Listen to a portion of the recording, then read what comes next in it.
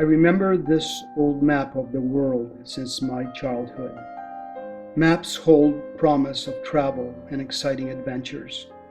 But in our family, this map is a reminder of past tragic events that affected our relatives and all Polish people. My mother was born on a small Polish farm near the city of Brest, on the border of present-day Belarus. There she lived with her parents, 4 sisters, and a brother. Set in a beautiful place surrounded by the forest and a river, the farm attracted many storks in the springtime.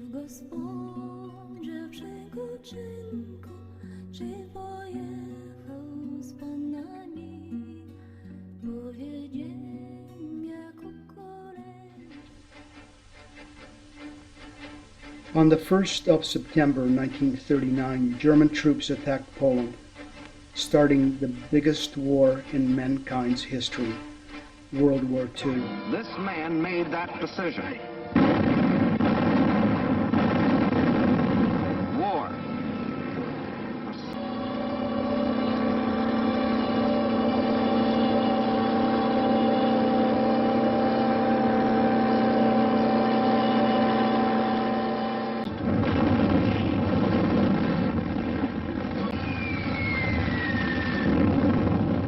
Surrendered to face the fate of these men, Polish prisoners being marched off to Nazi prison camps, an eventual extermination.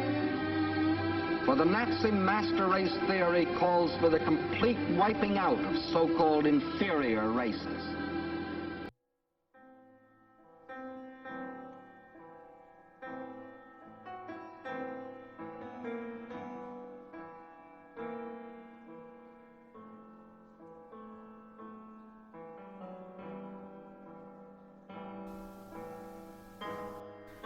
According to a secret treaty between Germany and the Soviet Union, Poland was divided into zones of influence. Following this agreement, on September 17, Soviet troops invaded Poland from the east under the pretext of protecting life and property of people of Western Belarus and Western Ukraine.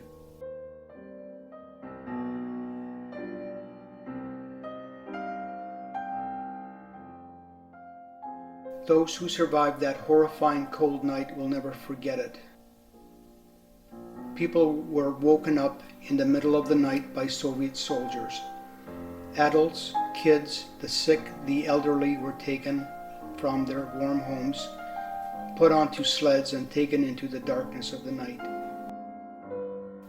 Although the soldiers promised to return them back in a few days, everyone knew this was not likely to happen.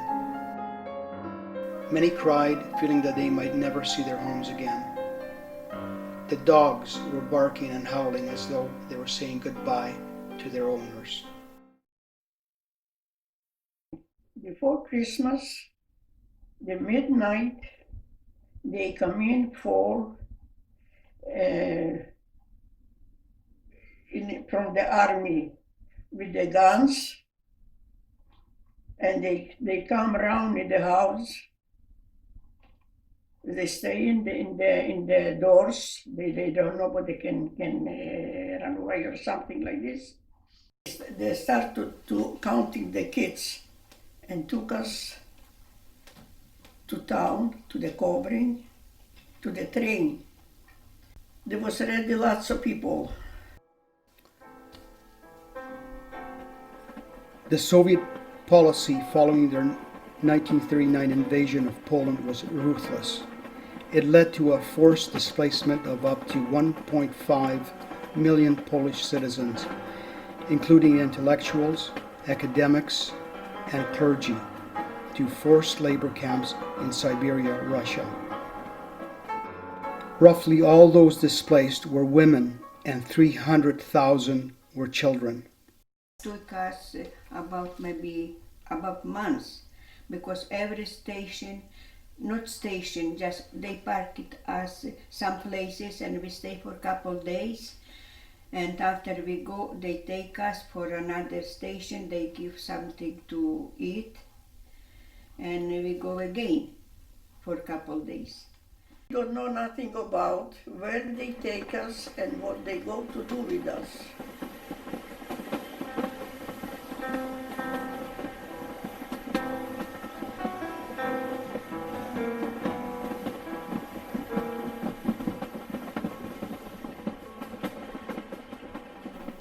Siberia was greeting people with its desolation and an unbearably cold winter.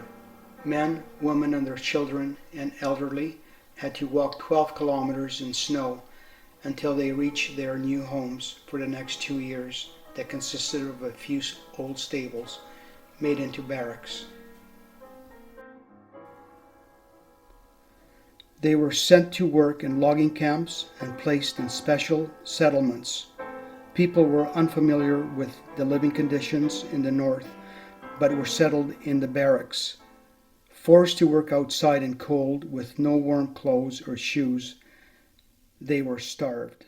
I have 18 years old. I was working in a logging camp, and we have to walk about from my family 8 kilometers. The job was very, very hard. We felt like slaves. Today they cannot believe that they had overcome all these hardships. They lived through endless hunger and long hours of exhausting work logging in the forest. Every morning they had to dress into stinking, rotting clothes and leave to work in the Siberian forest.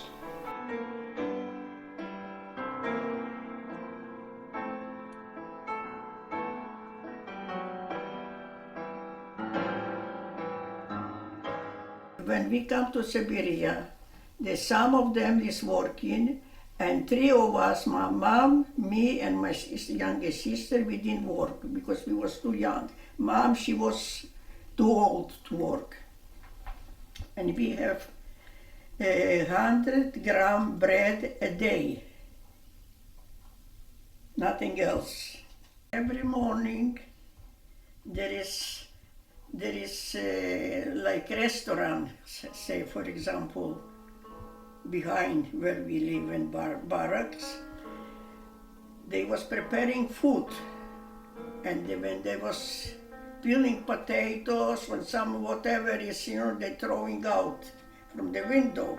And mom, me and my sister, youngest one, she wake up, we have to wake up 3 o'clock midnight, after midnight, and go pick up those scraps from potatoes, from vegetables, whatever.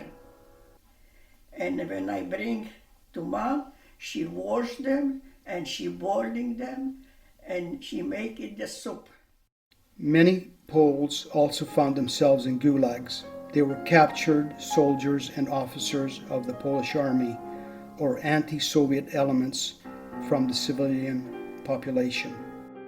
My father, Alexander, found himself as a prisoner of war with the Polish army and slaving in a coal mine, and later on imprisoned in a Siberian prison. I can't imagine how he survived the ordeal. The conditions were even worse than my mother's family had to endure.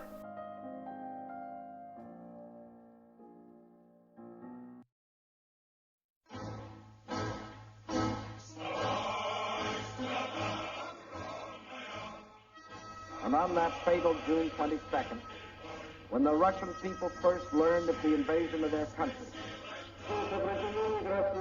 this war is not an ordinary war. It is the war of the entire Russian people, not only to eliminate the danger hanging over our heads, but to aid all people groaning under the yoke of fascism. Die vielberühmte Stalin-Linie wurde bis zum 12. Juli an allen entscheidenden Stellen durchstoßen.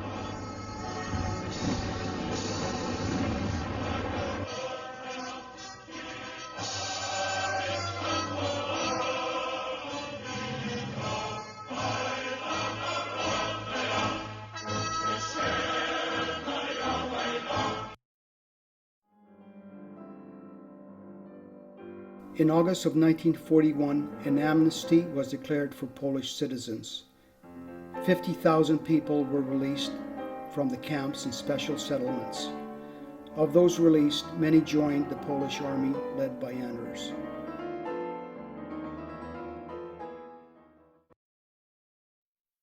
When they give us freedom and they told us to go looking in the Russia from jobs, every place you want, if you can find a job. But everybody, they get together, like from our camp where we was, we went to the train, tried to go out from Siberia to the warm country.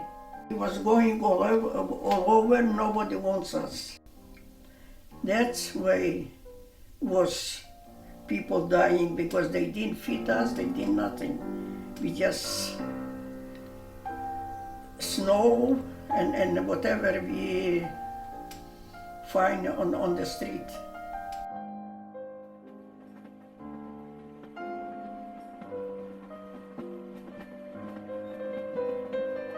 It took more than a month for the refugees to reach Krasnovodsk, where the Polish army was stationed. The boxcars and the trains were packed with people. In the beginning of their trip through Siberia, they were suffering from cold. Later on, they were suffering from the unbearable heat as they made their way through Central Asia. There was little to no food on the long journeys. Lice got to everyone, which caused additional health problems. Many of the refugees died along the way from disease, but were no longer slaves. The trains were passing by heaps of dead bodies. They were laying on the platforms and on the roadsides, their noses and ears eaten out by rats. Some people lying on the platforms were still alive and were begging for help, but the trains kept moving on.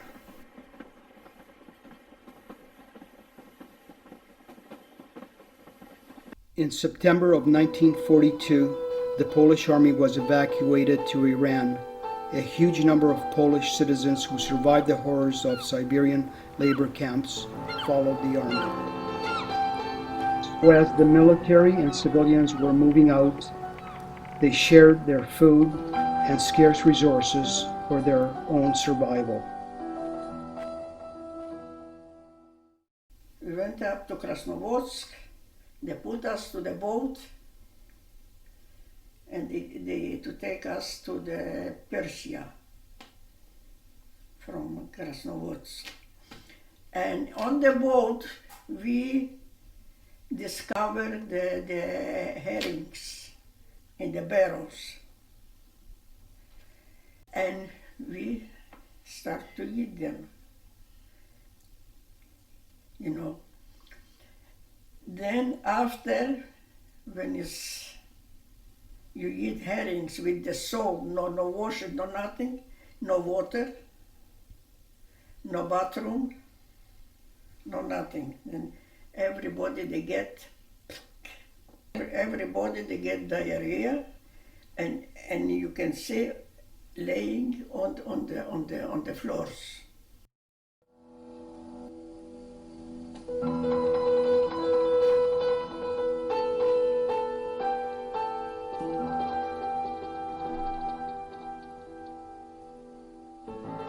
When they finally arrived to Tehran in Iran, many of those who got sick were placed into hospitals. For others, Iran was far from a final destination. New, unfamiliar countries waited ahead. The joint movement of civilians with the army provided support and protection in their seemingly endless journey into the unknown.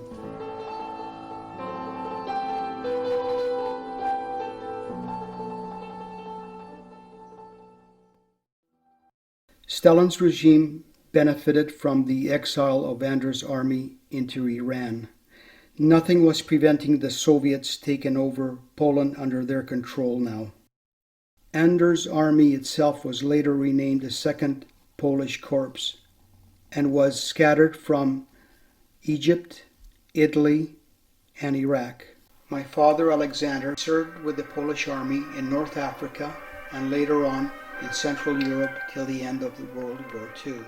In the winter of 1944, at the insistence of Prime Minister Churchill, the Second Polish Corps, with 50,000 men, were transferred to Italy and joined the Allied 8th Army to fight the Nazis. The Allied armies in Italy and Africa will bring relentless pressure on Germany from the south. The Nazi tyranny and the spirit behind it is being forever destroyed.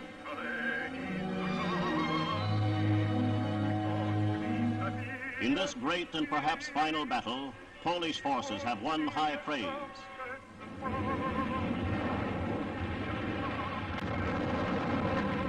Here, the Polish commanders are greeted by their chief, General Montgomery. Uncle Mike joined the Polish Army in 1941-42. He served with the Polish Army in North Africa and later on in Central Europe till the end of the World War II. After the war in 1945, Michael joined with the British Army to fight in Southeast Asia. He served till 1955 with the British. Later on, he immigrated to Canada. After Iran, we went to Pakistan, India, and after Africa.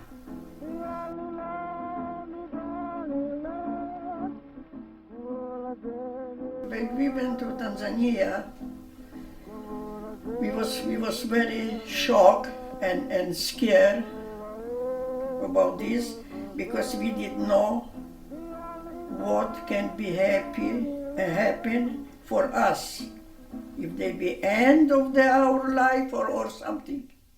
Then when we came to Arusha, then we see Maasais. They not wearing clothes. It's only one piece of shirt or blankets and put it like this, tight over here, like, window blow, blankets go up, and then as you see and we like young people, young kids. Slowly we start to live our life in Africa, and then after in a couple years we built our church.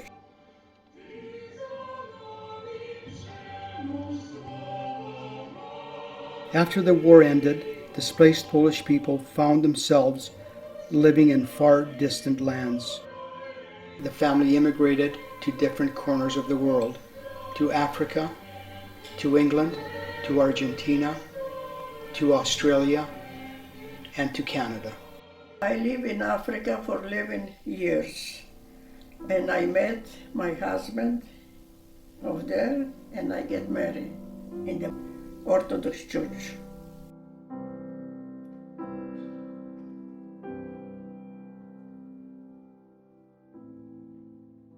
Her husband was from Greece and worked there as a construction worker. In 1958, Olga, with her family, had to flee Tanzania because of the liberation movement that swept over the continent. During the rebellions, locals killed some of the settlers and their livestock. Olga and her husband left everything and arrived to Canada with $6 in their pocket. My grandparents left Africa for Canada in the early 50s.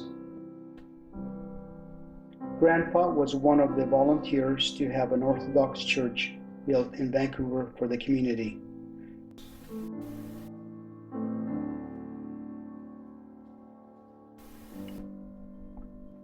The refugees built churches in the countries wherever they settled. Catholics built Catholic churches and Orthodox Christians built Orthodox churches.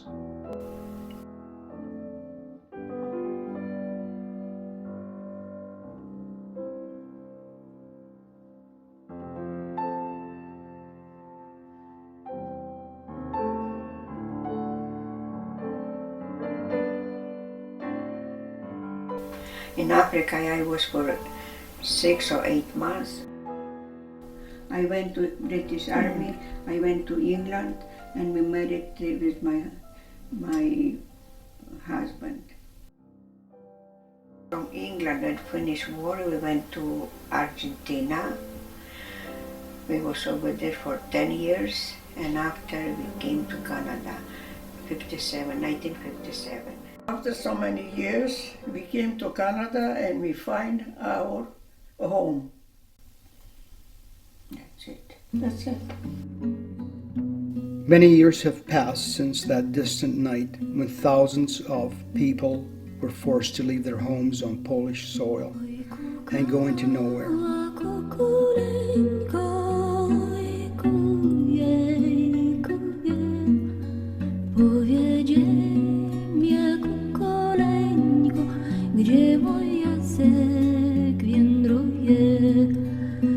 Gospodzie przekoczynku, czy pojechał z panami? Powiedziem jako koleńko, gdzie moja se kochany.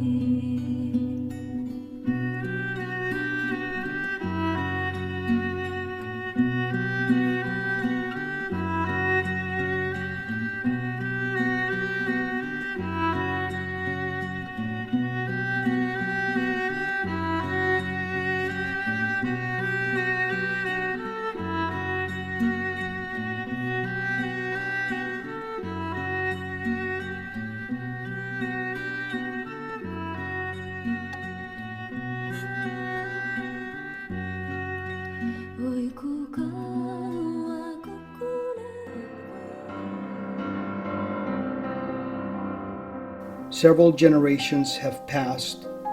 The world has changed, but unfortunately it did not become a much better place.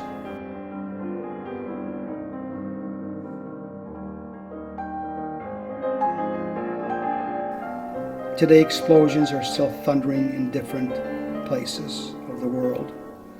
Adults and children are dying and starving, and again, whole nations are going through unimaginable ordeals.